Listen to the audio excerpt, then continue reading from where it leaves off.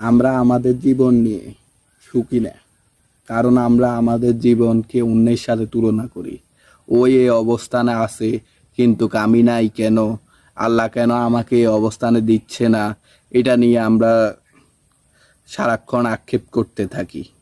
কিন্তু আমরা এটা চিন্তা করি না যে আমরা যে অবস্থানে আছি ওই অবস্থানে আসার জন্য অনেকে চেষ্টা করতেছে।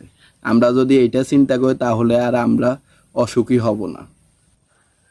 আমরা যদি এটা চিন্তা করে যে ও এই অবস্থানে আছে, সমস্যা নাই, তারপর আমি যে অবস্থানে আছি আমি আলহামদুলিল্লাহ আমি আমার মতো ভালো আছি, তাহলে নিজেকে সুখী মনে হবে। আমরা তা করি না।